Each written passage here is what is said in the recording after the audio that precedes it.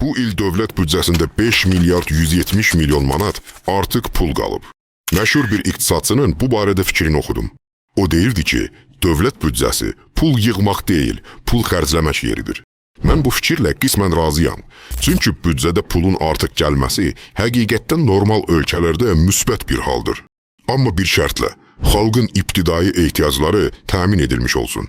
Sadə bir misal ilə fikrimi izah edim. Evində uşağı müalicəyə ehtiyacı olduğu halda bir ata pul yığıbsa, uşağı da müalicə etmirsə, onun yığdığı pul həqiqətdə ev üçün yox, hansısa kənardakı zibil işlər üçündür. Çünki əvvəlcə evin içi, sonra çölü deyib atalar. Azərbaycan xalqı acından ölür. Belə bir şəraitdə büdcə necə artıq gələ bilər? Deməli, bu pulun xərclənəcəyi başqa yer var və o yerdə xalq adlı bir şey yoxdur.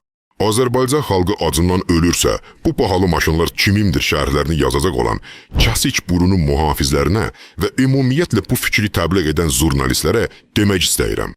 Azərbaycanda keyf içində yaşayan 1% hakimiyyətin ətrafı olan kütlə xalqı yox, hakimiyyəti təmsil edir.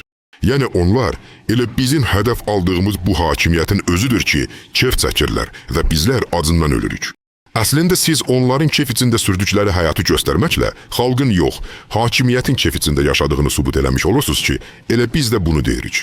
Dahi bir mütəfəkkir deyib, ancaq qulvar ağalarının var dövləti ilə öyünərlər. Digər platformalarda da Vətəndaş X yazın və məni tapın. Xüsusən Telegramdan izləyin.